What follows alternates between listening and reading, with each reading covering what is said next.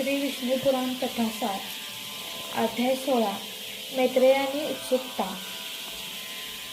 मैत्रेयांची पुनश्च पराशरांना पुढीलप्रमाणे प्रसन्न केले.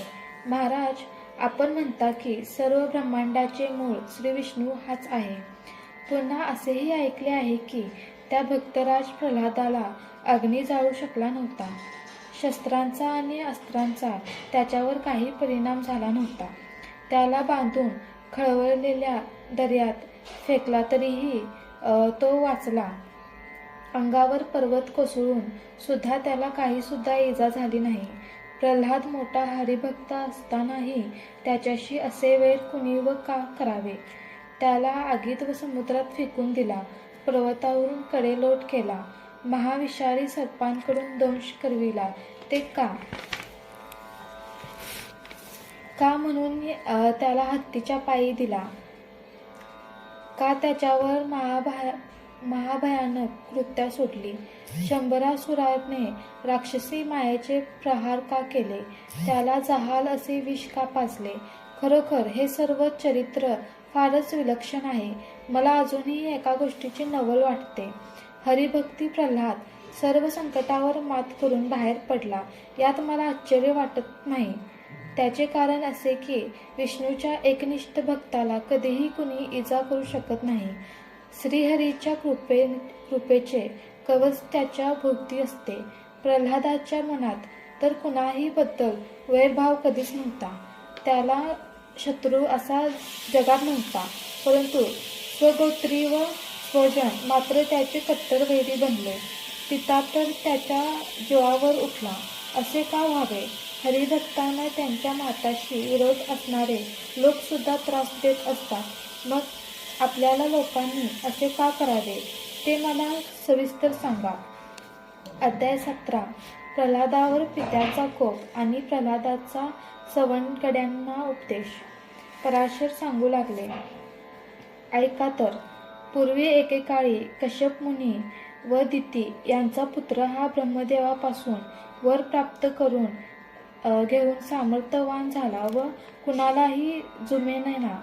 त्याने सामर्थ्याच्या जोरावर स्वर्ग, मृत्यू व पाताळ असे तिन्ही लोक काबीज केले. इंद्र, चंद्र, वरुण आणि 5 महाभूते यांच्या अधिकार त्याने काढून घेतले.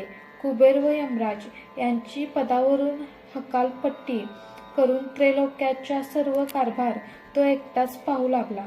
त्यामुळे सर्व देव मनुष्य रूपे धारण करून पृथ्वीवर भटकत फिरू लागले.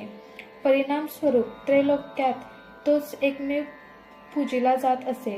नित्य मदिरापान करून तो सर्व सुखांचा भोग घेऊ लागला. सर्वत्र नाग, गंधर्व, यक्ष वगैरे त्याचीच आराधना करू लागले. त्याचा पुत्र प्रल्हाद हा गुरुगृही शिक्षण घेत असे. एकदा प्रल्हाद आणि त्याचे गुरु हिरण्यकशिपूला भेटण्यासाठी आले असता त्यांचे स्वागत करून व पुत्राला मांडीवर बसवून पित्याने विचारले की बाळा, तू काय शिकलास ते जरा सांग पाहू. प्रल्हाद बोलला, पिताजी ऐका. जो श्रीहरी अनादी व अनंत आहे, तिन्ही कालांच्याही पलीकडे असून सर्व कारणांचे मूळ कारण आहे आणि जो सर्व सृष्टीचा जन्मदाता, पोशिंदा व सहार करता आहे, त्यालाच मी शरण जातो. असे ऐकले तेव्हा हिरण्यकशिपूने रागारागाने त्या गुरुला विचारले की अरे दृष्टा, तू आमच्या शत्रूबद्दल असे याला शिकवून आमचा द्रोह केलेला आहेस. त्यावर गुरूंनी सांगितले, दैत्यराज, आपण शांत व्हावे. हे ज्ञान मी याला दिलेले नाही. त्यावर पित्याने प्रल्हादाला पुन्हा विचारले. तेव्हा तो म्हणाला की पिताजी, प्रत्येकाच्या हृदयात असलेले परमात्मा विष्णू हाच खरा ज्ञानदाता आहे. त्याच्याशिवाय कुणीही कुणाला ज्ञान देऊ शकणार नाही. राजाने पुन्हा रागाने विचारले की प्रल्हादा, तू ज्याच्याबद्दल सांगतो आहेस तो विष्णू कोण आहे? प्रल्हाद बोलला की योगी ज्याला केवळ ध्यानानेच पाहू शकतात, त्याच्याविषयीचे वर्णन शब्दांतून करता येणार नाही.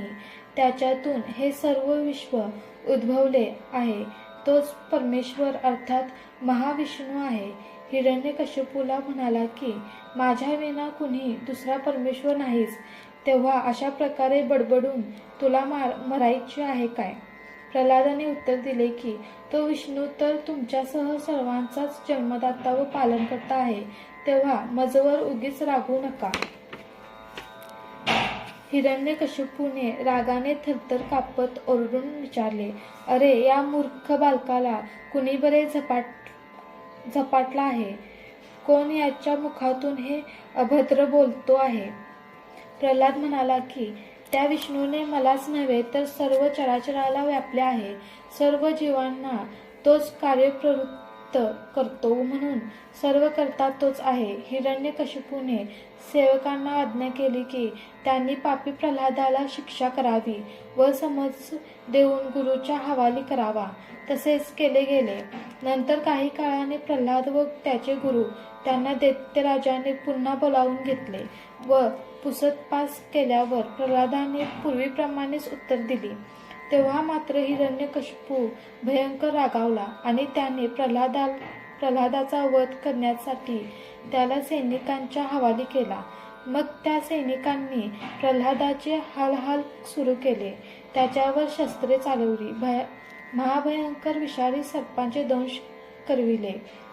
पर्वताच्या शिखरावरून नेऊन दरीत ढकलून दिले. धगधगत्या अग्नीच्या कुंडात फेकला, तरीही त्याच्यावर या सर्वांचा काही परिणाम झाला नाही.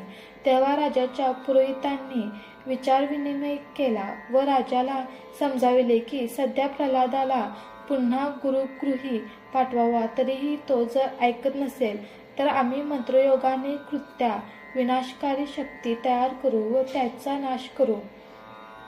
मग हिरण्यकशिपू राजी झाला व त्याने तसेच केले. तिथे प्रल्हादाचे गुरुच्या उपदेशाला न जुमानता आपल्या सवंगड्यांना सुद्धा विष्णूचे महत्त्व सांगून त्यांनाही हरिभक्तीसाठी प्रवृत्त करू लागला. ते वृत्त राजापर्यंत जाऊन पोचविले. तेव्हा हिरण्यकशिपू तर चांगलाच खळबळला. जय श्री कृष्ण.